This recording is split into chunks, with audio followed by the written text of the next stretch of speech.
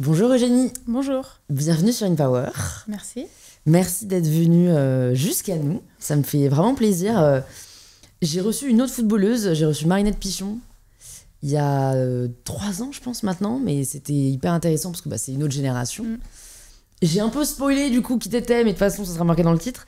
Ce que je préfère faire au début, c'est de laisser les invités se présenter de la manière dont ils le souhaitent. Ok. Je m'appelle Eugénie Le Sommer, j'ai 36 ans.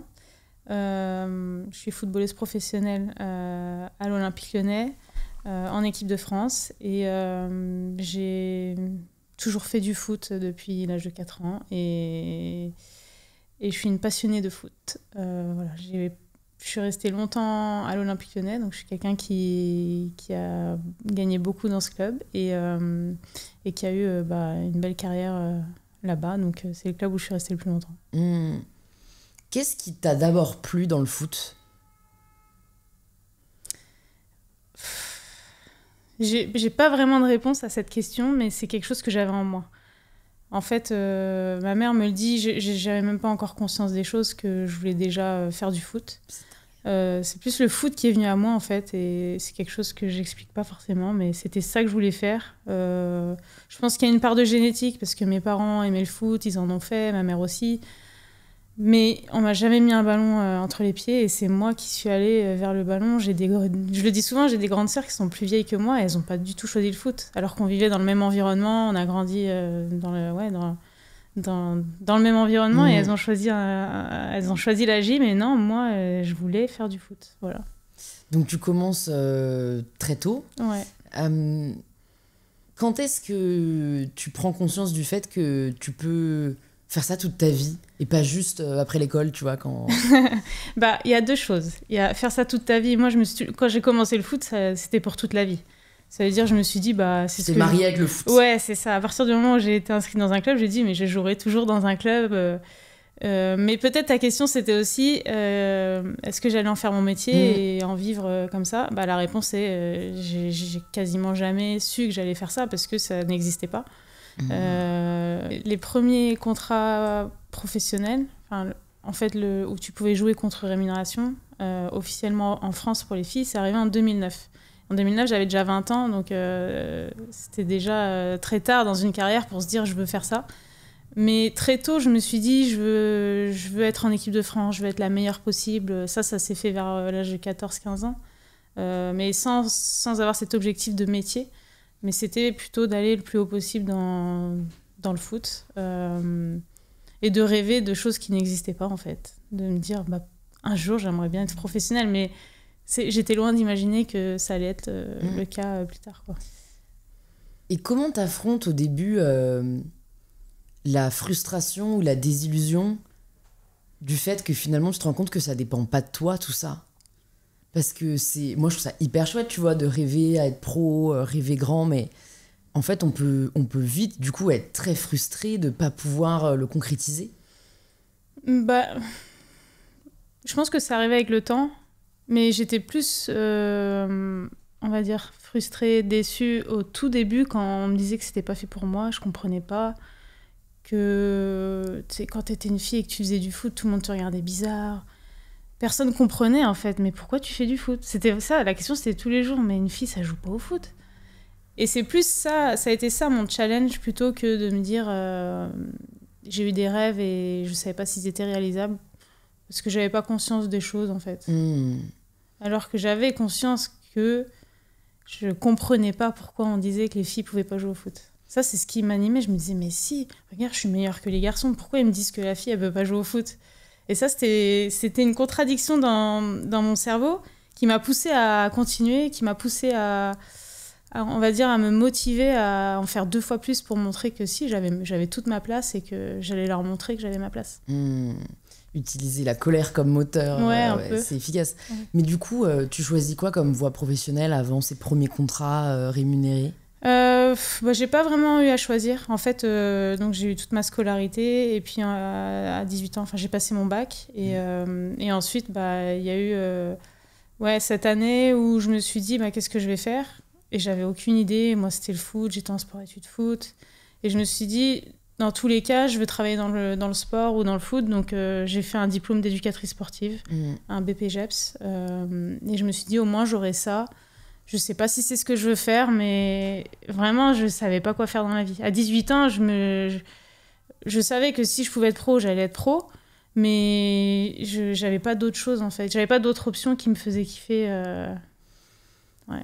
Comment on s'entraîne à devenir la meilleure quand on n'a pas forcément les coachs pour, les entraînements pour, ou même les modèles pour?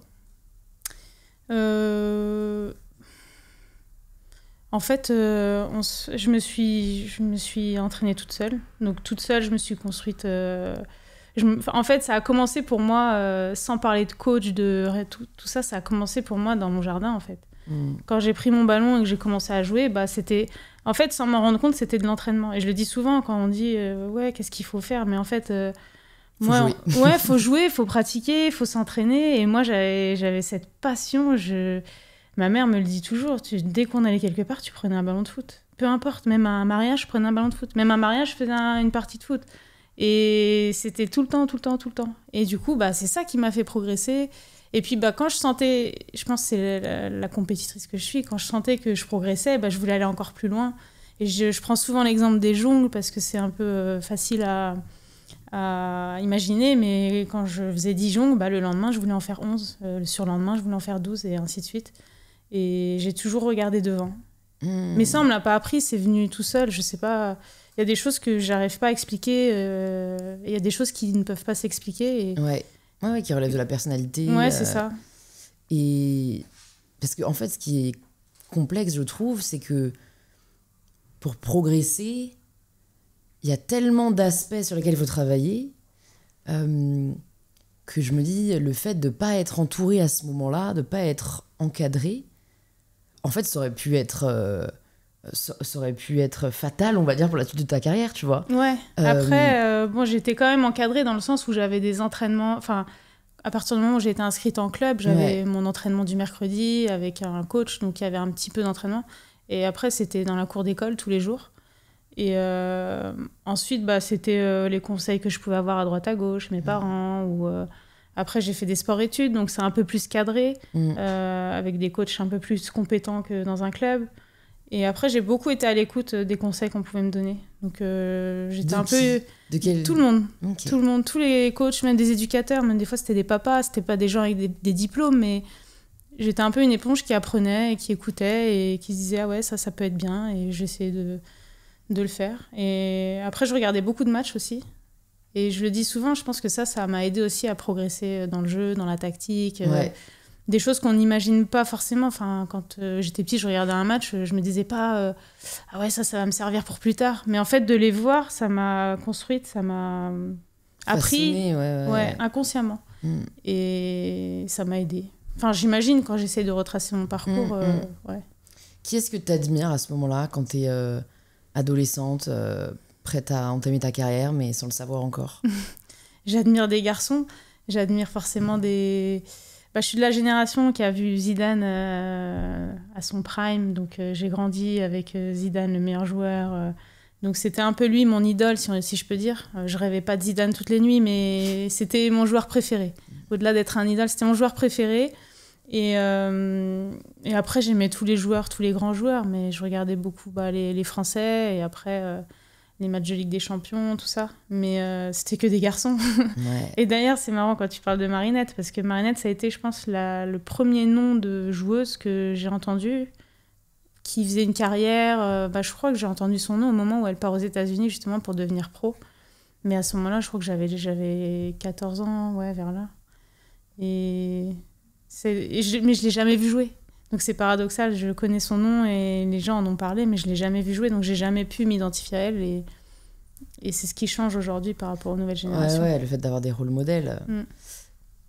Qu'est-ce que tu ressens la première fois qu'on te propose un contrat pro? C'est marrant parce que c'était pas grand-chose. Hein. Ah ouais? Non, vraiment pas. Parfois, c'est pas la valeur qui fait la joie. Hein. Mais c'est comme un rêve, en fait. C'est un rêve, même si c'est pas grand-chose et que je sais que ça suffira pas pour vivre. Mon premier contrat, je gagnais 600 € par mois. Et je savais que ça serait pas suffisant, mais c'était déjà dans ma tête, j'étais pro. On me payait pour jouer au foot, donc j'avais déjà le comportement de pro, mais là encore plus. Et tout ce qui s'ensuit, donc j'essayais de faire les choses du mieux possible pour continuer à évoluer et pourquoi pas avoir un meilleur contrat, aller dans un meilleur club, etc. Ce qui m'est arrivé par la suite au final. Comment tu te prépares genre déjà ces contrats-là, je crois savoir que c'est des entraîneurs qui viennent voir des joueurs ou des joueuses pour ensuite les sélectionner pour les clubs. Comment tu fais déjà pour ça, et après on parlera des matchs, mais pour pas laisser le stress prendre le dessus et pour pas laisser... moi je trouve qu'il y a un côté c'est maintenant ou jamais qui peut être hyper paralysant, tu vois. Ouais, tu sais que tu joues, là tu sais que tu joues ta carrière, quoi. Enfin, c'est vrai. Ça fait partie du processus de quand tu évolues, en fait. C'est petit à petit. C'est sûr que la petite fille de 5 ans, elle n'était pas prête à surmonter une finale de Ligue des Champions, mais j'ai grandi, évolué au final pour arriver à ça. Mais du coup, quand j'avais l'âge de me faire, entre guillemets, recruter, j'avais déjà prouvé des choses, j'avais gagné des compétitions chez les jeunes, donc j'avais déjà vécu des matchs importants. Mais ça s'est fait progressivement. En fait, toute ma carrière, ça a été vraiment step by step. Et j'ai eu toujours une étape après l'autre, mais sans les brûler. Et si on prend tes premiers matchs pro à 20 ans versus tes matchs actuels, tes derniers matchs, en quoi tu as appris, notamment dans justement la préparation avant match? Qu'est-ce qui a changé dans le fait d'appréhender cet événement hyper important? J'ai envie de dire les entraînements. Les entraînements, parce que quand je suis arrivée à l'OL, par exemple, j'ai côtoyé que des grandes joueuses. Et donc de faire ma place à l'entraînement, de montrer qui j'étais à l'entraînement, quand j'arrivais au match, c'était normal pour moi. Et je dis souvent, tu t'entraînes comme tu joues comme tu t'entraînes. Et au plus, tu t'habitues à un certain niveau, une certaine exigence à l'entraînement et à être la meilleure possible et à gagner ta place, et au mieux tu seras en match et ça deviendra juste normal. Donc tu fais pas des choses en plus, tu fais juste ce que tu sais faire. Ah ouais. Parce que c'est marrant, dans certains sports, on te dit de pas tout donner à l'entraînement parce qu'il faut en garder pour le match. Ouais, mais nous, moi j'ai toujours tout donné dans ce que l'entraîneur proposait. Et normalement, les entraînements sont calibrés pour pas te cramer et pas arriver au match, tu peux plus mettre un pied devant l'autre parce que tu as tout donné. Donc les entraînements sont calibrés pour ça. Donc c'est pas tous les entraînements pareils toute la semaine. Et bien sûr, la veille du match, tu vas pas mettre la même intensité que en milieu de semaine ou que le jour J. Ouais. Donc ça, c'est les entraîneurs qui calibrent. Ça se fait naturellement. Comment tu gères... Je suis très admirative des athlètes, de cette capacité qu'ils semblent avoir à mettre de côté leurs problèmes quand ils doivent délivrer. J'imagine que tu as joué des matchs, tu venais d'apprendre une mauvaise nouvelle, tu avais des galères perso. Comment tu fais pour pas... pour réussir à le mettre de côté, en fait? Après, ça dépend des joueuses. Mais moi, comment je fonctionne, c'est que c'est mon échappatoire. C'est-à-dire que quand je suis sur le terrain, déjà, je suis tellement focus et concentrée sur la tâche, entre guillemets, sur l'entraînement, le match, que j'ai rien d'autre qui me traverse l'esprit. Et donc, ça m'aide aussi dans ces moments-là, et je le dis souvent, j'ai besoin d'aller à l'entraînement. Quand j'ai eu des mauvaises nouvelles dans ma vie ou des choses qui ne sont pas bien passées, j'avais besoin d'aller m'entraîner et d'évacuer comme ça, en fait. Ouais. Et ça me faisait du bien. Après, il y a des joueuses, ça va se voir quand même. Elles passaient une mauvaise journée et à l'entraînement, ça se voit aussi. Mais moi, pas trop. Ouais, t'arrives à être dans un flow, quoi. Dès que t'es sur le terrain, c'est le flow. Ouais. En quoi la préparation mentale vous aide aussi à affronter les matchs et potentiellement aussi de rebondir après des échecs? Je trouve qu'on devrait tous en avoir de la préparation mentale, mais oui, c'est réservé aux sportifs de haut niveau. Non, je pense pas. Après, je pense que ce qu'on parle quand on dit préparation mentale, au final, pour une personne normale, on va dire, ça va être un psy. Ouais. C'est un peu ça, si on devait faire le Parallèle. parallèle. C'est quelqu'un à qui tu peux te confier, qui va t'aider à surmonter des choses. Mais moi, mon préparateur mental, c'est mon mari. Hein. Non, non, mais c'est vrai que c'est avec lui que je partage tout, qui va aussi me donner des conseils, qui va dans des situations plutôt difficiles où on en discute. C'est à lui que je dis tout. Donc, il y a... Ouais, chacun trouve son équipe comme il le peut, mais c'est vrai que tu es obligé d'avoir quelqu'un, je pense, à qui tu peux te confier et à qui tu peux dire des choses sans que tu sois gêné de les dire, sans que tout ça, parce que en fait, il faut parler. Donc, peu importe à qui c'est. Donc, la personne qui a pas de... Après, il y a des préparateurs mentaux qui sont spécialistes dans certaines choses. Après, c'est chacun avec ses problèmes et comment... et les problèmes aussi, parce qu'il y en a qui ont des plus gros problèmes que d'autres. Mais moi, j'ai jamais vraiment eu de préparateur mental dont c'est vraiment le métier. J'en ai connu, mais c'était des choses organisées ou par groupe, ou j'ai jamais vraiment eu un suivi sur du long terme sur ça. Peut-être que si j'en avais eu un, j'aurais été encore plus loin. On le sait pas. On sait jamais. Mais tu t'as jamais ressenti le besoin tu t'es pas dit, là, je crois que j'ai besoin d'être accompagnée? Non. non, j'ai réussi à surmonter des épreuves, parce qu'il y a eu des moments difficiles dans ma carrière, dans ma vie, mais quand on parle de burn-out, de dépression et tout, j'ai pas senti ce moment-là où j'aurais pu avoir besoin et que j'ai pas fait, ou non, Est-ce que tu te souviens de ta première défaite douloureuse?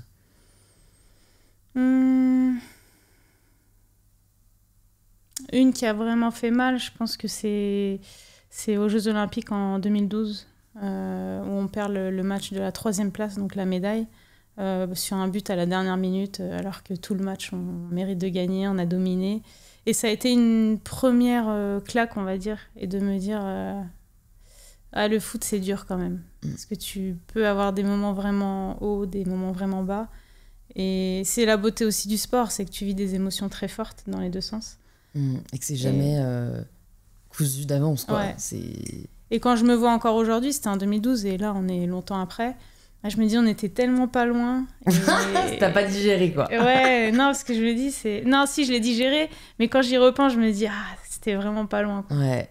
Et puis une médaille olympique, c'est extraordinaire. Donc on n'était pas loin d'une médaille olympique. Et comment tu parviens à passer au-dessus de ça comment tu parviens à rester bloqué dans le « et si on avait fait ci, et si on avait fait ça, et peut-être que... » Ce qui est facile dans le foot, c'est qu'on joue tous les week-ends. Donc tu reprends la saison. Enfin ça, on va dire que c'était le dernier match de la saison. Et puis après, tu reprends la saison, et puis tu as les matchs qui s'enchaînent. Donc tu dois performer, les entraînements, les matchs. Ça s'enchaîne, tu regagnes, parce qu'on pense à la défaite, mais derrière, 3 semaines après, tu as regagné un match important, ou un mois après. Et en fait, le foot, c'est une continuité. On n'est pas dans un sport où tu dois attendre 4 ans pour faire ta prochaine compète. Et là, tu as 4 ans pour réfléchir à ta défaite. Nous, on enchaîne vraiment, puis derrière, j'ai regagné des titres avec mon club. Donc c'est un processus qui est différent de certains sports. Et c'est ça qui est... Moi, je trouve bien au foot, c'est que tu as des matchs tout le temps, donc tu peux toujours rebondir, et c'est comme ça, je pense, que j'ai réussi à rebondir.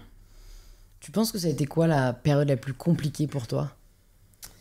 Je vais dire la période où j'étais plus en équipe de France pendant 2 ans, entre 2021 et 2023. Ok. C'était une période compliquée, parce que... l'équipe de France, ça représentait beaucoup de choses pour moi, et que ça s'est pas passé comme j'aurais aimé que ça se passe, et que on m'a dit du jour au lendemain, on me l'a même pas dit, hein. Je l'ai appris dans la presse que du jour au lendemain. Tu l'apprends dans la presse? La liste, elle sort, et puis il n'y a plus mon nom. Et ça a été dur, surtout parce que j'espérais. Donc chaque rassemblement, je me disais, peut-être que je serai dans la liste d'après. Et en fait, je vois pas mon nom. Mais on m'a jamais dit, je te prendrai plus. Donc moi, j'espère à chaque fois. Je suis performante dans mon club, donc je me dis, je vais revenir. Et puis non, je suis pas revenue, jusqu'à ce que ça change de coach. Ouais. Tu le vis comment, ça Parce que de l'extérieur, moi, je me dis, en fait, on vit un peu ça comme un déclassement, quoi. Ouais. Surtout que, au final, moi, je me dis, c'est une personne qui a choisi un peu le tournant de ta carrière. Et donc oui, c'est pas facile parce qu'en plus je faisais mes performances. Donc ça veut dire que pour moi, sportivement, je méritais d'être dans cette liste. Mais après, bah, tu dois avancer, tu dois faire avec. Donc j'essayais avec mon club d'être la meilleure possible pour me dire j'ai pas de regrets parce que moi j'ai tout donné sur le terrain et si j'y suis pas, c'est pas de mon ressort parce que j'ai fait mes performances et c'était un peu ça mon challenge en fait. En quoi c'est différent? Alors je m'excuse pour celles et ceux qui nous écoutent et qui sont experts en foot, on en a un dans la salle, mais en quoi c'est différent de jouer pour ton club, pour l'OL, et en quoi c'est différent de jouer pour l'équipe de France? Qu'est-ce que ça change pour toi? Qu'est-ce que ça change? Je dirais, il y a la première chose, c'est quand tu portes le maillot de l'équipe de France, il y a quelque chose qui t'anime. Enfin, moi, je me rappelle de la première Marseillaise, des choses comme ça. Donc, tu sens, c'est pas un poids, mais tu sens quelque chose, une responsabilité, un truc. Ouais, il y a le sens de l'honneur un peu c'est ça. national. Tu représentes ton pays, c'est pas rien. Et puis les gens dans les stades aussi, il y a un peu plus d'ambiance, on va dire. Donc il y a ça. Et après, mais sur le terrain, pour moi, ça change rien. Je suis la même joueuse. Je vais être la meilleure possible de la même manière que quand je suis en club. Mais t'as moins l'habitude de t'entraîner avec les autres joueuses, j'imagine, parce que c'est vrai que ton club, tu connais vachement les stratégies, les façons de jouer de chacune. Et là, vous venez toutes de clubs différents, quoi. Donc, c'est un peu le plus gros challenge quand... c'est vrai. Quand t'es en équipe de France, en fait, c'est des joueuses d'autres clubs, d'autres cultures, d'autres pays. Donc, tu dois réussir sur le terrain à avoir un langage commun. Et comme tu dis, les stratégies sont différentes dans les clubs. Donc, en fait, il faut switcher. Moi, je disais souvent, t'as un mode club. Et quand tu arrives en sélection, tu as un mode sélection, donc toutes les stratégies sont différentes, les joueuses avec qui tu entraînes sont différentes.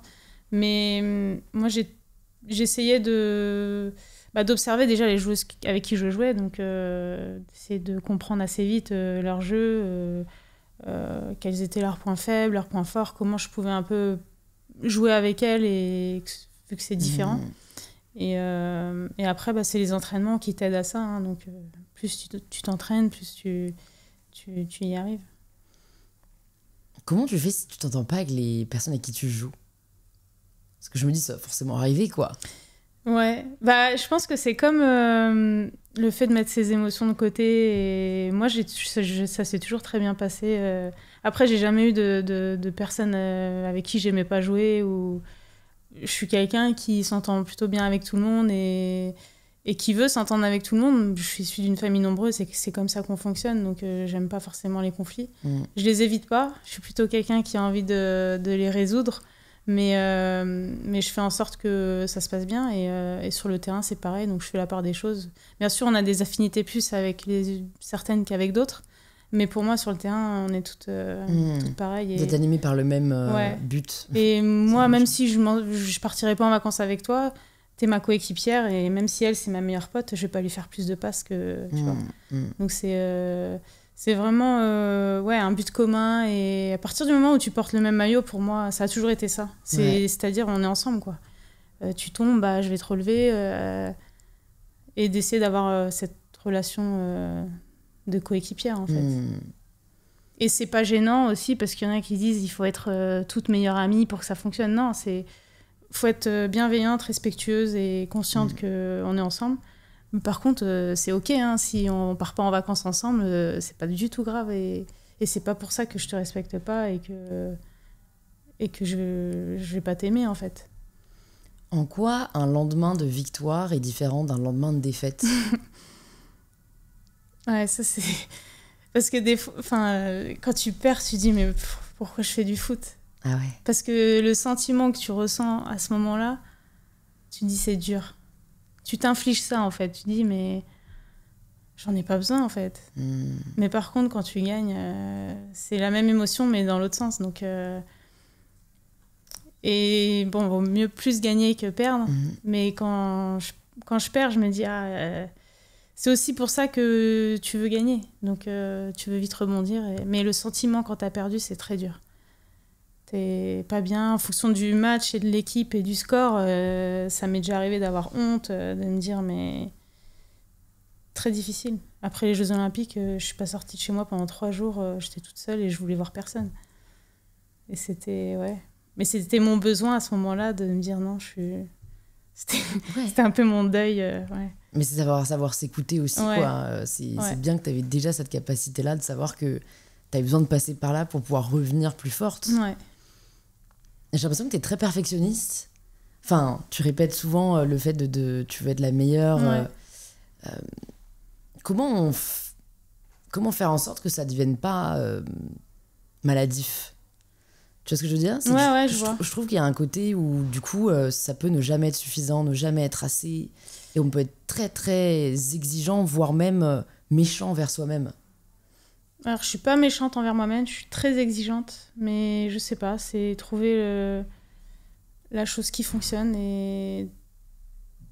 Ouais, je sais pas. Qu'est-ce qui se passe si t'es pas la meilleure? Non, c'est ok, j'ai essayé, mais j'ai pas réussi, mais par contre, j'ai tout donné pour ça. Et... En fait, je tends vers ça. Ouais. Si j'y arrive pas, c'est pas grave, mais j'aurais essayé. Mais c'est pas maladif. Par contre, je suis très exigeante parce que je sais que c'est ça qui peut aider à gagner. C'est ça qui, quand on parle de détails dans le foot, c'est vrai. Et je suis exigeante avec moi-même à l'entraînement parce que justement, je veux qu'en match, ça se passe bien. Du coup, on vient d'apprendre que tu ne participeras pas à l'Euro. J'imagine que là non plus, on t'a pas appelé avant pour te le dire. Ah si, cette fois-ci, on m'a appelé. On t'a appelé. Ouais. Mais alors, qu'est-ce qu'on te dit? Après, j'ai pas envie de dire ce qu'on s'est dit parce que ça mais reste confidentiel. Dans les grandes lignes, c'est oui. Tu seras pas dans la prochaine liste. Ouais.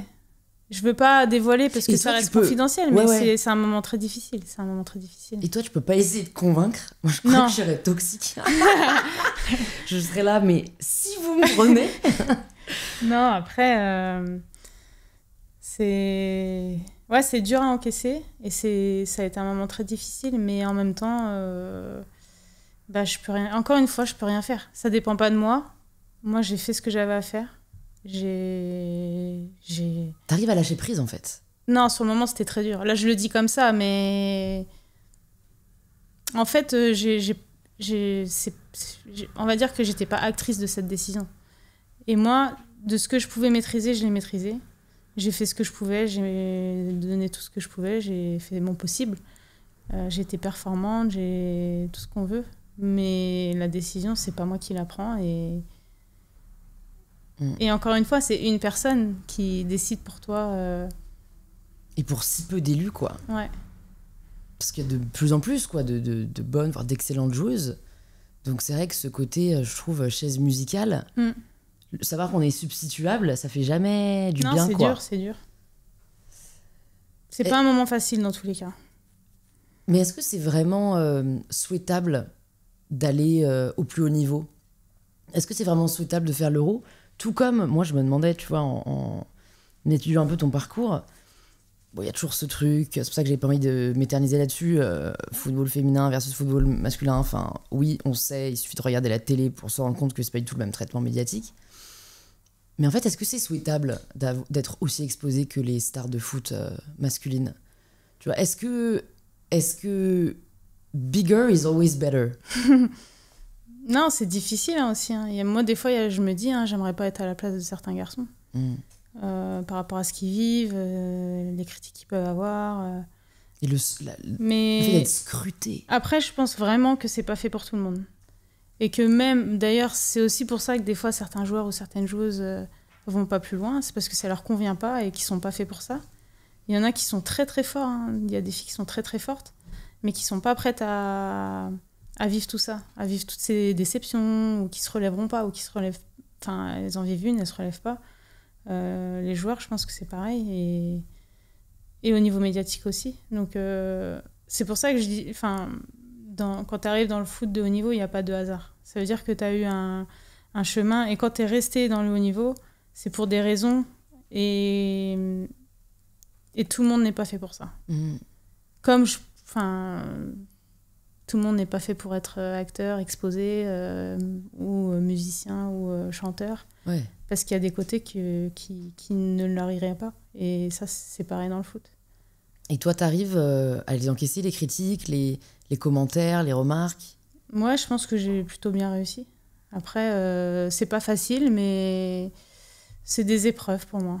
Ouais. C'est des épreuves. Mais je pense que au final, c'est plus dur pour les proches que pour nous, presque. En fait, que pour moi, en tout cas. Ouais, c'est vrai. Enfin, je sais que moi, je préfère qu'on m'insulte ou qu'on me critique, mes sœurs. Ouais. Voilà. Choisissez-moi. Non, mais c'est ça. Donc, mais ça... Et en même temps, bon, je le savais pas quand j'ai mis les pieds dans le foot à 4 ans, que j'allais être exposée médiatiquement, qu'on allait me critiquer, mais j'ai accepté au final, quand tu rentres dans la sphère de haut niveau, l'équipe de France. Et si ça m'avait pas plu, j'aurais dit ciao. Donc il y avait plus de côté positif à continuer que de négatif. Ouais. En tout cas pour moi. Et quand tu regardes la différence de considération du football masculin et féminin, qu'est-ce que t'envies et qu'est-ce que tu t'exècres? Ce que j'envie pas déjà, c'est le fait d'être surexposé plus quoi. Ne pas pouvoir sortir dans la rue sans se faire déranger, des choses qu'ils peuvent plus faire. Ça, je leur envie pas. Après, je leur envie le fait de pouvoir aller à l'autre bout du monde ou de la France en 2 secondes en jet privé. Ça, c'est... Je pense que c'est ce que je leur envie le plus. C'est vrai ? Ouais. De se dire, là, j'ai une après-midi, je peux prendre mon avion, aller voir ma famille. Ouais. La planète te remercie de pas le faire. Non, mais c'est ça. C'est la liberté que ça offre. Quoi. Ouais, c'est ça. Est-ce que tu penses qu'ils sont plus heureux que vous ? Non, je pense pas, mais...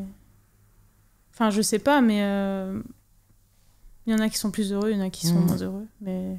Je me demande, en fait, parce qu'on est tous un peu conditionnés à vouloir réussir plus, à vouloir aspirer à plus, mais est-ce que plus de succès égale plus de bonheur Non, moi, je pense que c'est chacun... Je les côtoie pas, moi, tu vois, de l'extérieur. Mais moi, je pense que c'est... Qu'est-ce que t'as envie au fond de toi ? Moi, je me compare pas aux autres et j'essaie de me dire qu'est-ce que moi j'ai envie pour ma vie, pour ma carrière. Et je fais ces choix en fonction de moi, ce que j'ai envie. Je vais pas me dire, elle a ça doit être bien, non. Et j'ai pas envie de me comparer parce que chacun est différent, chacun a ses motivations. Il y en a, ça va être l'argent. Plus ils ont d'argent, plus ils pensent qu'ils sont heureux. Non, c'est pas... Si demain, t'étais directrice de la FFF, qu'est-ce que tu mettrais en place ? Je suis loin, là. Manifestation.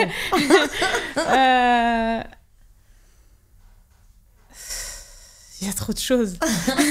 Non, il y a trop de choses. Déjà, en termes de foot féminin, de donner la chance et de donner les mêmes moyens aux filles qu'aux garçons, ça serait une grande victoire. Mais bon, il y a des choses qui ne sont pas possibles. On part avec 50 ans de retard, vu que... On oublie souvent, mais dans l'histoire, il y a 50 ans, une fille, elle n'avait pas le droit de jouer au foot. C'était une loi, c'était interdit. Il n'y avait pas le droit d'avoir une équipe de filles. Donc forcément, tu pars avec un handicap. Mais je donnerais plus de moyens aux filles. Et puis j'essaierai d'équilibrer un peu plus, parce que je pense qu'aujourd'hui, le monde des garçons a explosé en termes économiques. Il y a des trucs, c'est même plus décent. C'est pas nécessaire. Et donc, j'équilibrerai plus. T'en parles parfois avec les joueuses ? Ou c'est pas un sujet et vous faites avec ce que vous avez ? Ouais, on fait plus avec ce qu'on a. Okay. Et en plus, à Lyon, on est très bien lotis, on a des bonnes conditions pour évoluer. C'est plus quand je parle avec d'autres filles d'autres clubs où je me rends compte que c'est... Mais c'est ridicule. Et en même temps, je me dis... c'est des mecs qui s'en foutent et qui vraiment qui te considèrent pas du tout. Quand j'apprends que une équipe de première division, donc meilleure division en France, chez les filles, elle doit s'entraîner après les U11 du club parce que, bah non, en fait, ça, c'est un manque de respect. Et ça devrait même pas exister. Tu dis quoi aux jeunes filles qui te suivent et qui pensent peut-être à faire plus de foot ou à se consacrer au foot, mais qui ont tellement peur de comment elles vont être traitées ou considérées? Moi, je leur dis de foncer. Hein. Je leur dis... Et je suis le meilleur exemple pour le dire. Donc, c'est vrai, t'es légitime. Je suis légitime. Peu importe le sport, peu importe la passion, peu importe ce que tu veux faire, les études, n'importe. J'ai toujours dit, si c'est ce que tu veux faire, fais-le. Parce que ce qui t'anime au fond de toi, c'est ce qui te drivera, c'est ce qui t'aidera à aller... à faire ce que t'aimes, en fait. C'est de l'énergie. Quand t'as quelque chose que tu veux faire, bah fais-le. Après, du moment que ça reste légal, machin, tout. Mais... Et c'est un message aussi pour tous les parents, parce que c'est important. Et il n'y a rien de mieux dans la vie que de faire quelque chose qu'on aime. Et de se lever tous les matins, faire quelque chose que t'aimes. Et en plus, il n'y a rien de pire, je pense, que de dire à un enfant... c'est pas pour toi. C'est pas... Ouais. Parce que derrière, ça va créer forcément des déceptions, des frustrations, des choses qui vont peut-être revenir dans 30 ans. Parce que moi, j'entends des femmes qui me disent aujourd'hui, des mamans qui me disent « moi, j'avais pas le droit de jouer au foot quand j'étais petite. J'aurais trop aimé jouer, mais mes parents voulaient pas, ou il n'y avait pas de club, ou c'était trop loin. » ou...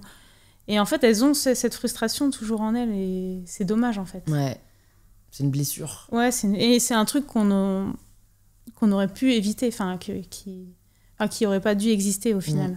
Qui était injuste. Injuste, ouais.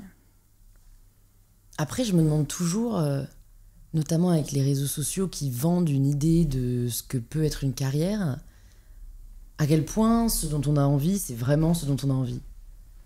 Tu sais, par exemple, je sais qu'il y a une étude qui est sortie récemment, et si je dis pas de bêtises, le métier que les jeunes voulaient le plus faire, c'est influenceur.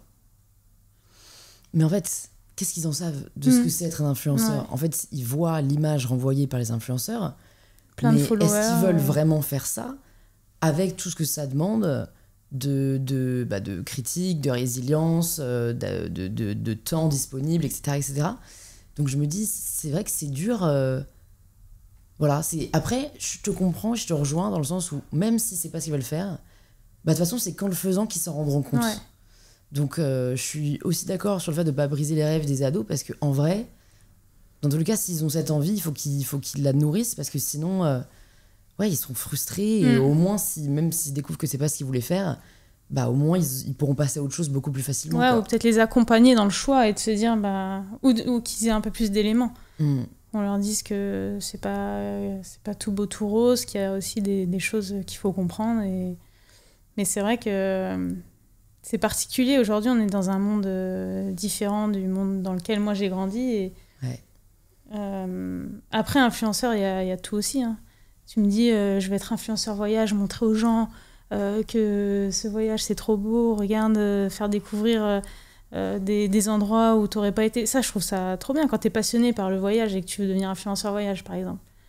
Mais si c'est influenceur pour juste dire, j'ai plein de followers, regarde mon nombre de followers, je pense pas que c'est ça qui te rendra heureux dans la vie, ou ça sera un court terme, et puis derrière, tu vas te prendre un mur, en fait. Mais parce qu'en même temps, c'est tellement plus facile de mesurer le bonheur, dans le sens où, que ce soit financièrement, combien on gagne, combien de personnes nous suivent. En fait, c'est comme si on avait des métriques qui peuvent nous indiquer notre degré de reconnaissance, notre degré de validation, notre degré de réussite. Et c'est pour ça que je pense qu'aujourd'hui, c'est ces deux facteurs qui font le plus rêver les jeunes, parce que en fait, c'est concret, c'est mesurable, et donc comparable. Parce que ça qui est horrible, c'est qu'en vrai, on fait tout ça pour être mieux que l'autre, quoi. Ouais. Donc, moi, j'ai rencontré... c'est marrant qu'on parle de ça, mais j'ai rencontré quelques jeunes filles qui m'ont dit, je vais être docteur. Je dis, ah, trop bien, tu veux être docteur. Ouais, parce que ça paye bien. Je dis, ah oui, je l'avais pas vu comme ça. Tu vois, je pensais qu'elle allait me dire, moi, je veux sauver des vies, je veux aider les gens, C'était ça, à la base, docteur, pour moi. Ouais. Et du coup, je me dis, Je suis pas sûre que t'arrives au bout de médecine juste parce que ça paye bien. Je sais pas. Ça demande un Le degré parcours, de il est- détermination. Mais ça a beaucoup changé. Entre moi, quand j'étais au collège, et maintenant, les collégiennes, c'est... Ouais. Et quelque part, ça me fait peur. Et quelque part, je me dis, mais de toute façon, c'est la vie. Tu vas pas leur interdire de penser que c'est la société qui est représentée comme ça. Donc, je pense que c'est plus à nous d'essayer de montrer le bon exemple, de dire les choses. Après, c'est aussi la conjoncture actuelle où les gens parlent beaucoup d'argent, que c'est dur les fins de mois, qu'il y a beaucoup de ça aussi qui font peut-être peur aux plus jeunes aussi, qui se disent faut que je gagne bien ma vie parce que... Et je pense qu'on l'entendait moins avant. Moi, j'ai jamais entendu mes parents parler d'argent devant moi. Je savais pas combien ils gagnaient. J'ai jamais pensé à ça, en fait, au salaire. Le salaire, j'ai pas grandi dans un environnement où mes parents parlaient de salaire. Et pourtant, je suis issue d'une famille nombreuse et on pouvait pas tous acheter et tout, mais c'était pas pareil. Mais c'est la société qui évolue. Hein, c'était moins valorisé, entre guillemets, quoi. Est-ce que toi, t'as toujours été à l'aise avec qui tu es, avec ton identité, avec tes croyances, ou est-ce que il y a des choses que tu faisais plus pour les autres ? Pour les autres, ouais. Ah non, moi, j'ai jamais rien fait pour les autres. C'est vrai ? Non. À part peut-être pour ma famille, pour des choses... Aider, quoi. Ouais, mais sinon, non, je fais... Non, mais tu vois, dans le sens... et bon, ça se trouve... Je sais pas, après, j'ai pas... Non, mais tu vois, je trouve qu'entre 18 et 25 ans, on change beaucoup. Voire entre 16 et 25. Tu vois, je sais que moi, je suis pas du tout la même personne. Enfin, j'étais dans le jugement. Je pense que j'étais beaucoup plus hautaine. J'ai changé de conception politique. Enfin, tu vois, je me suis vraiment construite. Parce que je trouve qu'à 16, 17, 18 ans, tu es un peu qui tu penses que tu dois être. Et à 25 ans, si tu as réussi à t'épanouir ou que tu es en route vers l'épanouissement, tu arrives plus à être qui tu es vraiment. Je comprends ce que tu veux dire, mais j'ai jamais trop été comme ça. Et j'ai beaucoup d'exemples qui me font dire que... la première chose, si je prends... je faisais pas comme tout le monde pour faire comme tout le monde, mais je prends un exemple. Quand mes copains partaient en soirée étudiante, machin, moi je disais non, j'ai entraînement demain, j'y allais pas.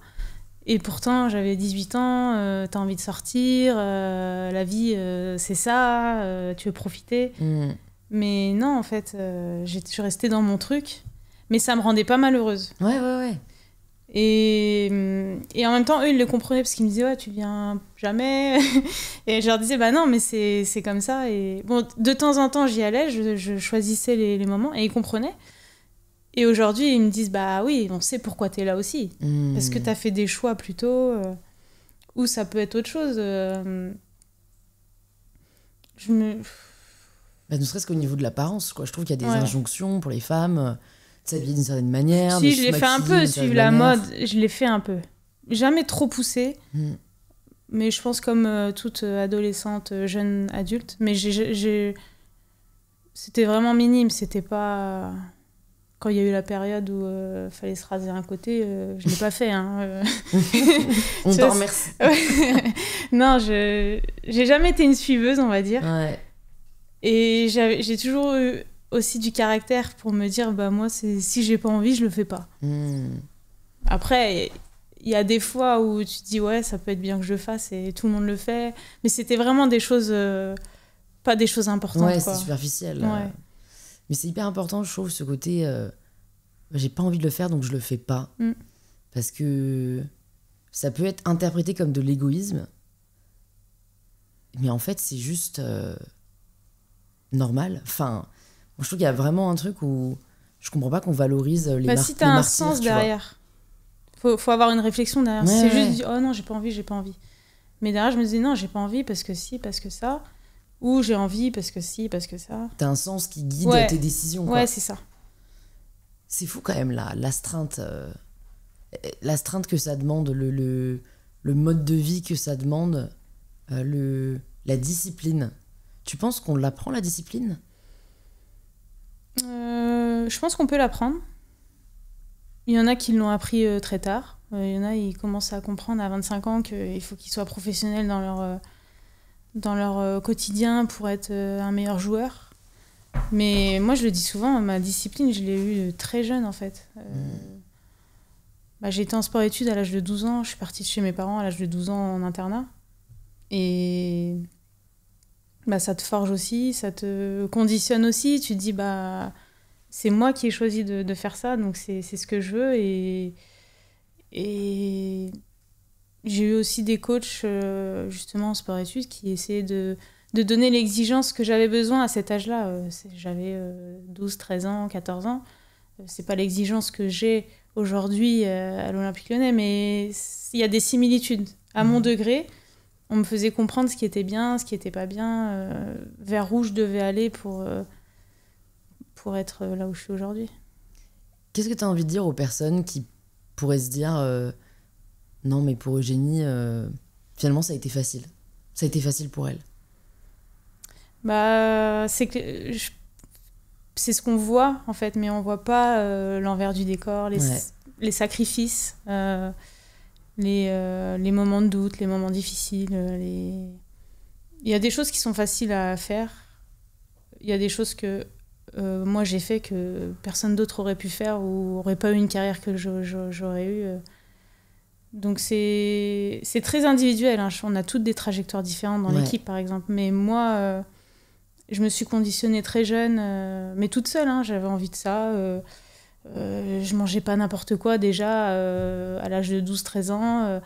Même quand j'avais des matchs avec les garçons à cet âge-là, je mangeais des pâtes avant le match, des choses comme ça que aujourd'hui ils font pas forcément les jeunes, mais c'est une habitude que j'ai pris en fait très jeune et qui a du coup évolué avec moi et qui est devenue naturelle. Après, je dis pas que je fais tout bien, mais je fais des arbitrages. Ouais.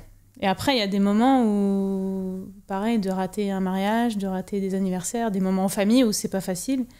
Et sur le moment, c'est pas facile. Même encore aujourd'hui, quand j'y repense, je me dis, ouais, c'est pas facile.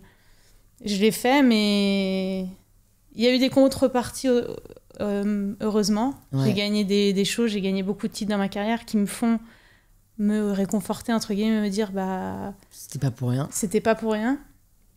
Mais en même temps, tu dis, il n'y a rien de mieux que ces moments de vie, et parfois le sport, c'est que du sport. Donc c'est difficile, parce que dans un coin de ma tête, c'est, ouais, je fais ce métier-là, je vais être... c'est le haut niveau, je suis en équipe de France, je suis ceci, je suis cela. Et d'un autre côté, tu dis, ouais, mais la vie, est-ce qui va te rester plus tard ? Et c'est ça aussi, donc... C'est vrai. En fait, ce qui est dur, je trouve, avec cette réalité, c'est que quand t'es tellement passionné par quelque chose... que même si tu as conscience du fait qu'à la fin, il te reste que les moments de vie, quand tu as le choix entre les deux, tu as envie d'aller faire ta passion. Ouais. Enfin, tu vois, moi, parfois, c'est totalement différent, je suis pas sportive de haut niveau, mais c'est vrai que parfois, je me dis, mais en fait, j'ai tellement envie d'aller progresser là-dedans, ou de faire telle rencontre, telle interview. Au niveau professionnel, ouais. Que d'accord, il y a l'anniversaire de ma petite cousine, machin, et j'aimerais avoir envie d'y aller, tu vois. Mais je suis là, en vrai, si je suis super honnête, ça, j'ai plus envie d'aller, ouais. C'est plus l'envie qui est là, mais... Et donc je me dis, c'est faux, parce qu'en effet, à la fin de ta vie, tu te souviens surtout des autres moments, quoi. Mais donc c'est dur, ouais, de savoir, sur un point de vue rationnel, mais pas forcément de le ressentir. Et comment t'as fait pour justement que le football ne prenne pas toute la place dans ta vie ? Parce qu'il a déjà pris une place conséquente. Beaucoup. Depuis tes 12 ans. Déjà, j'ai ma famille autour de moi, donc même s'ils vivent aussi à travers ma carrière, parce que forcément, ils viennent à mes matchs, etc. Mais de continuer à être connecté à la réalité, savoir ce qui se passe autour de moi aussi. Et après, c'est vrai que le foot, il prend beaucoup de place, hein, parce que même quand je rentre de l'entraînement, je vais regarder des matchs à la télé, je vais parler de foot. Tu t'es jamais lassée ? Non. Non, je suis vraiment passionnée depuis toujours. Et c'est cette passion qui m'anime aussi. Hein. Je peux pas trop l'expliquer. Et je remercie mon entourage aussi qui l'accepte. Mais c'est plus facile à accepter parce qu'ils m'ont vu à 4 ans. Quand je disais à ma mère, je veux jouer au foot, eux, ils étaient là, ils sont témoins. Et quand je leur disais, tu joues au foot avec moi, ils me disaient non. Et ils jouaient pas avec moi. Donc ils savent ce que ça représente pour moi et à quel point je suis passionnée. Mais ouais, on a chacune notre degré de passion. Ouais. Mais moi, il est fort. Mais il a jamais... Tu l'as jamais subi, quoi. Non, je le subis pas. Et après, bah, il faut aussi être entouré. Enfin, j'ai de la chance, mon mari il aime le foot aussi parce que ça peut être compliqué. Mais non, et puis après, bah, c'est ta conscience qui dit ça, il y a ça, il y a le foot, et puis il y a ça, ce que je disais tout à l'heure par rapport à la famille, par rapport à d'autres choix. Ouais, c'est... Est-ce que tu as réussi à vivre sans le poids de l'après ? Et comment tu le conçois maintenant ? Non, je peux pas dire que j'ai... En fait, je pense que j'ai toujours vécu avec ce truc de... Il y a toujours le petit après. Tu sais que là, t'as le foot, c'est ton métier, ceci, cela, mais ça va s'arrêter un jour. Donc, c'est toujours un petit peu dans un coin de ta tête. Mais il est loin. Et même si je sais pas ce que je veux faire, c'est pas grave. Je sais que ça s'arrêtera un jour, je sais qu'il faudra que je fasse autre chose, mais ça me pèse pas et j'y pense, mais pas... Il n'y a pas de réponse évidente, quoi. Non, et ça me fait pas peur. Parce que j'ai l'impression que presque aujourd'hui, les athlètes, ils commencent, on leur dit déjà, genre, prépare ta retraite. Ouais. Non, c'est important d'y penser, mais... Et en même temps, c'est très dur. Et encore une fois, moi, c'est comme ça que j'ai vécu, parce que je suis tellement dans ma carrière, focus, tout ça, que c'est dur de penser à autre chose à côté. Et encore plus quand t'es passionné, quand je rentre chez moi, que je regarde des matchs à la télé, bah c'est pas du temps que je vais passer à réfléchir à ma carrière après, comment je vais faire. Donc je suis vraiment dedans, dans l'instant présent. Et c'est moi, c'est mon équilibre aussi, c'est ce qui me permet d'être bien au quotidien. Tous les jours, je pense à l'entraînement d'aujourd'hui et au match qu'on joue ce week-end. Mais je pense pas au match dans 6 mois, il y a ça, non. J'ai du mal à me projeter sur du long terme. Ah ouais. Ouais. En foot, en tout cas. Je suis vraiment match... comme on dit, match après match, mais c'est vraiment ça. C'est ce qui te permet, je pense, d'être à fond sur le moment, quoi. Ouais, et puis bah, du coup, bah, ça s'enchaîne vite. Et tu vois pas le temps passer, donc tu subis pas non plus tout ça. Ouais. Est-ce que tu as eu des mentors inspirants au cours de ta carrière, des anciens joueurs ou joueuses sur qui tu pouvais demander des conseils, sur qui tu pouvais apprendre ? En fait, j'en ai pas eu, mais je vais dire que toutes mes coéquipières, c'était un peu des inspirations. Waouh. Donc j'ai essayé de prendre ce que j'avais envie de prendre. Donc, et pas forcément des plus anciennes, hein, des fois c'est des plus jeunes, mais... Donc je m'inspire en fait des gens qui sont autour de moi. Qui sont les plus proches, quoi. Ouais. Est-ce que tu as le temps de lire ? Je lis pas beaucoup. Okay. Un petit peu, mais je suis pas une grande lectrice. Parce que j'aime bien demander quel est le livre que tu aimerais mettre dans les mains de toutes les personnes qui nous écoutent, mais je t'autorise le Joker avec film ou match. Si jamais il y a un match que tu as en tête, tu te dis putain, ça il faut regarder, c'est quand même du grand foot. Et non, c'est facile parce que je l'ai encore dans ma tête et je le regardais. C'est la finale France 98. Ouais. France-Brésil. J'ai des images encore. Ah ouais, tu l'as regardé devant la télé. Ouais. J'ai toujours été fascinée par l'émotion que permet le sport, et particulièrement le foot. Alors que c'est pas toi qui joues. Non, ouais. Mais tu es quelqu'un que je connais absolument pas. Ouais. Et je me souviens de quand on a gagné en 2018, tout le monde devenait ami, quoi. Il y avait un côté, on se critiquait tous la veille, tu vois. Mais c'est aussi pour ça qu'on aime le foot, en fait, au final. Et que c'est le sport le plus populaire, c'est qu'il y a des raisons. Et il y en a plein, il y a plein de paramètres. Le fait que ça se joue à 1 but, 2 buts. Je sais pas, si je prends l'exemple du basket, il y a 60 points, 100 points. Alors qu'un but, c'est moins souvent. Donc il y a plus d'émotions quand il y en a. Plus de suspense. Et après, je sais pas, les grandes compétitions comme ça, quand tu gagnes, t'as l'impression que t'as gagné alors que mais t'as pas du tout joué. Et même ceux qui sont pas du tout fans de foot. Mais oui. Ça veut dire que c'est incroyable. Je sais pas. Ouais. Il y a que le sport pour faire ça et le foot encore plus, ouais. C'est vraiment hyper fédérateur. En plus, c'est vraiment de tout, tu vois. C'est un peu... trans classe, trans genre, trans identité. Trans tout. Trans tout, quoi. Ouais. Moi, j'ai des amis, d'énormes PDG, ils peuvent annuler 3 rendez-vous pour aller voir un match de foot. À l'inverse, tu vois des gens d'un milieu hyper modeste qui se pressent, tu vois, au bar pour aller voir le match et tout le monde est à côté et tout. Ouais, ça traverse tout, en fait. Toutes les générations, beau, tout le monde. Tout le monde. Et même, on pourrait dire ça, mais je devrais pas le dire, mais des femmes qui ont jamais aimé le foot, bah, ce match-là, vont le regarder. Ouais. Et puis en fait, elles aiment pas... Enfin, moi, je suis assez convaincue qu'on n'aime pas ce qu'on ne connaît pas. Ouais. Sinon, il y a toujours une façon... Bon, à part les films d'horreur, j'aime vraiment pas ça. Mais il y a toujours une façon de voir autrement. Et voilà, par exemple, moi, le foot, c'est vrai que je consomme pas. Mon père était très rugby. Et depuis peu, j'apprends à le regarder parce que moi, je suis fascinée par l'intérêt que ça génère. Donc c'est plus, genre, j'ai envie de comprendre pourquoi, tu vois. Ça t'intrigue. Et c'est quoi, je lâche l'anecdote, parce que j'adore lâcher des anecdotes, mais j'étais avec un ami coréen il y a quelques semaines, enfin, que je venais de rencontrer. Et donc, je lui sors des blases de stars que j'ai interviewées, tu vois, hyper connues. Et il était là, ok. Et là, je suis là... Attends, j'ai interviewé aussi un joueur de foot coréen, comment il s'appelle déjà ? Et là, je fais, ah oui, Lee Kang-gi. Et là, le mec, genre, waouh ! Genre, après, je lui ai montré la vidéo, genre, il était limite les larmes aux yeux, il a pris en vidéo, il a envoyé à tous ses potes, genre, j'ai rencontré quelqu'un qui a interviewé Lee Kang-gi, alors que tu sais, j'ai vraiment interviewé 3 minutes. Ouais, non, mais c'est. Mais parce que c'est aussi ce qu'il représente dans son pays. Oui, c'est vrai, c'est vrai. Oui, mais bon, enfin, une star de K-pop, a priori, ça représente ça aussi dans son pays, oui, tu vois. Oui, c'est vrai. Mais juste, il y a une admiration pour le sport et pour le foot qui est... Et c'est pas trop dur à porter, ça, d'ailleurs ? Toi, parfois, tu te dis pas... En fait, bon, après, nous, c'est différent. Même si on pourrait se dire qu'au final, on est le sport féminin le plus médiatisé, le plus vu. Tout à fait. En termes de sport d'équipe, on est celles qui sont le plus mises en lumière.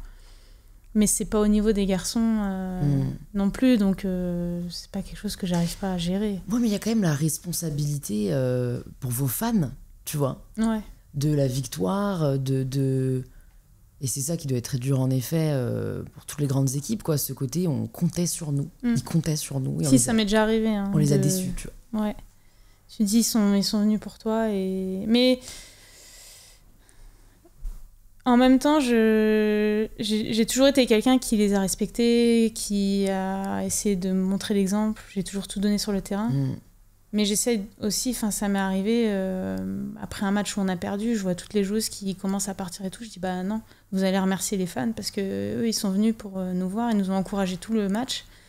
Et ils attendent pas forcément quelque chose en retour, mais on se doit juste de les remercier. De les remercier, ouais. Que t'aies gagné ou que t'aies perdu, pour moi, ça doit pas changer. Ils sont venus, à partir du moment où t'as tout donné... Ouais. Quand tu penses, c'est absurde parce que c'est un jeu. Ouais. Enfin, tu vois, à part ceux qui parient de l'argent, mais sinon, je trouve que c'est un côté... je me souviens, mon père, quand son club de rugby perdait, tu vois, quand on était enfant, son humeur changeait tellement... Bah, les lundis matins dans certaines entreprises, c'est fou. Hein. Non, mais c'est vrai.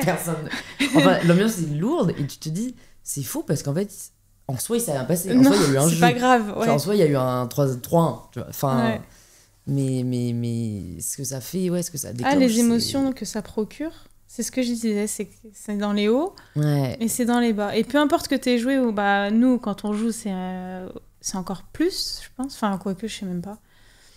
Parce que quand je vois des supporters, des fois, parfois certaines réactions... Mais c'est vrai que c'est vraiment ça. C'est...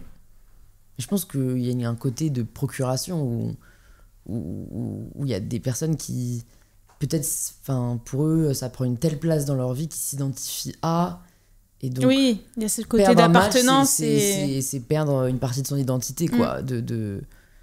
Puis en plus, avec les attentes viennent les déceptions aussi. Ouais, quoi. C'est ça.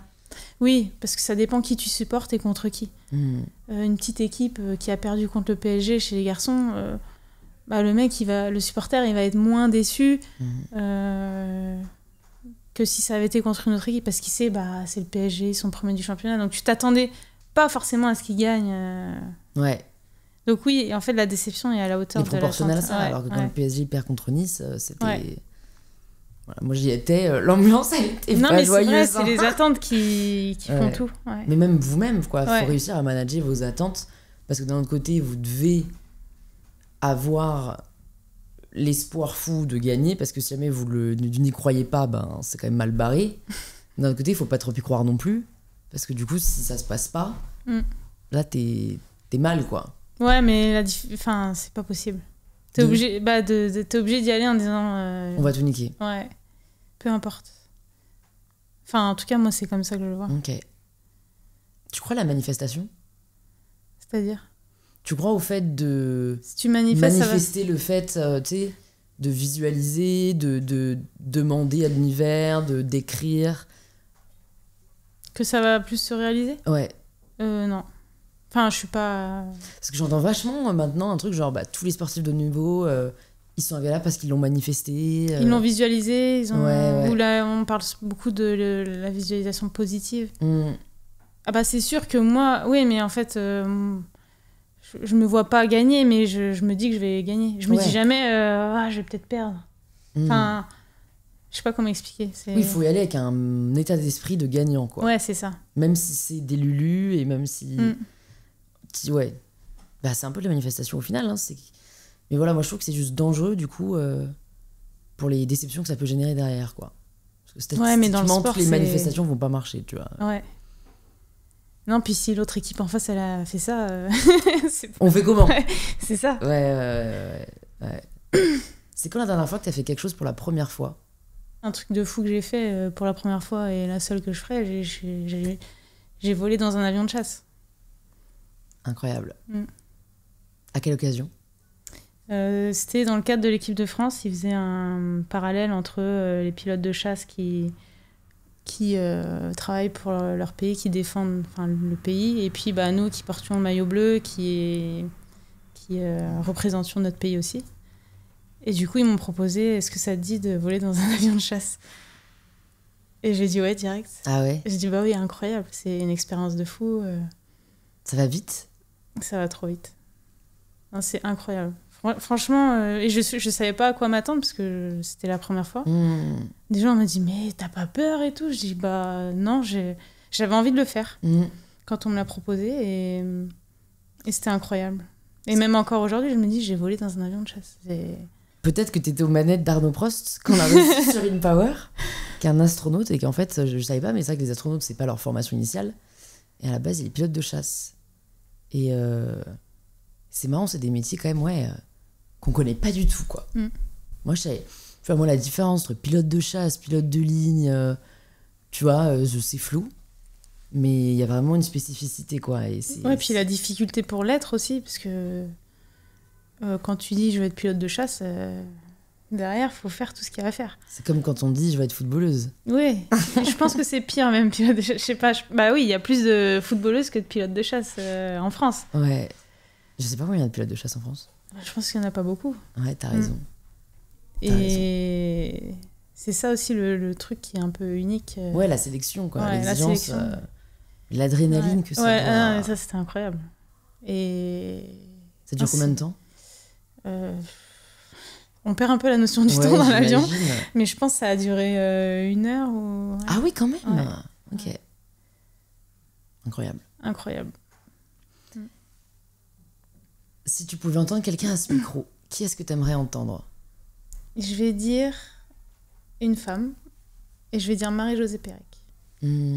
Parce que c'est vrai que je m'en suis encore plus rendu compte là au JO.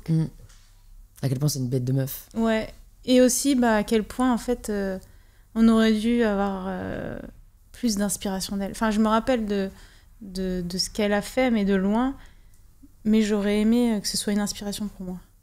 Parce qu'elle est française, et c'est vrai que moi quand je dis les inspirations, Serena c'est une inspiration, et j'aimerais bien qu'il y ait plus de françaises, mais c'est malgré moi parce qu'on l'a pas assez mise en lumière au moment c'est vrai, de sa moment de sa carrière, ouais. et quand elle a gagné ses médailles, etc. Et je trouve ça dommage, donc pour rattraper le temps. Ouais, jamais trop tard Non. pour être une inspiration. Je vais te poser la dernière question du podcast. Si jamais demain tu arrêtais le foot, tu pouvais plus jamais toucher un ballon, on n'était plus du tout au courant de toutes les médailles que tu avais gagnées, et tu peux juste laisser derrière toi les 3 enseignements que tu as appris au cours de ta vie qui te semblent les plus importants, qu'est-ce que tu écrirais ?